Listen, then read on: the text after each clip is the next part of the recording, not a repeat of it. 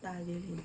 Yan ang ating pag-uusapan. Gaano nga ba ito kasaya? So, bakit? Paano? Ano? Yan daming tanong, ano? Kung gusto mong malaman, tapusin ang ating video. Once again, please do me a favor. Please do subscribe and click our tiny notification bell so that you'll be updated every time we have a new upload videos.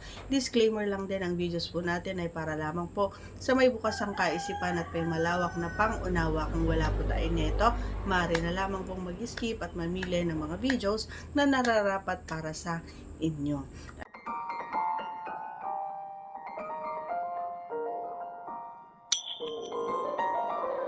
Ayan, bakit ko nga ba nasabi na masaya? Okay, gusto natin yung naka-ganon. Kasi nga, minsan ito ay makakatulong din kung maliit yan at nahihirapan ka na mapatigas. So, nakakatulong din ito kasi nga naka-clip, kumbaga medyo, alam mo yun, yung feel mo talaga na may sikip. Ayan, kapag nakatagilid.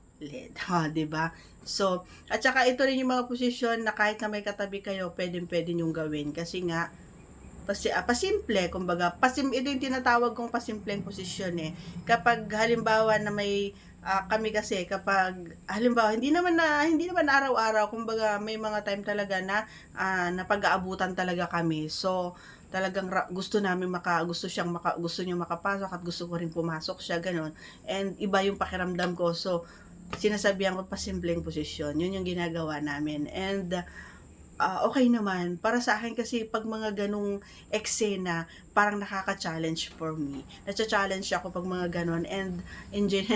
Nasasarapan ako. At masaya. Hindi, enjoy ako. And gusto ko siya. Basta ewan ko ba, basta mga challenging na mga na ginagawa, iba yung effect para sa akin. Ganon, iba yung atake sa akin. Alam mo, minsan kakaiba yung utak ko no? Kasi nga, gusto ko yung mga challenge, gusto ko yung sa outdoor, gusto ko sa ibang, hindi lang dito, kundi sa ibang part ng, ganon. Sa first square na ito, gusto ko sa paiba-iba, ganon. So, hindi naman siguro masama, no, mga idol. Ikaw, idol, sa ganito ka lang ba pumupwesto or diyan lang, dito lang, hindi ka pumipwesto sa sa ganyan, sa ganon, kailangan maiba rin, ba? Para ma-experience din ng kapareha mo or ng misis mo kung alin din ang pinakamasaya.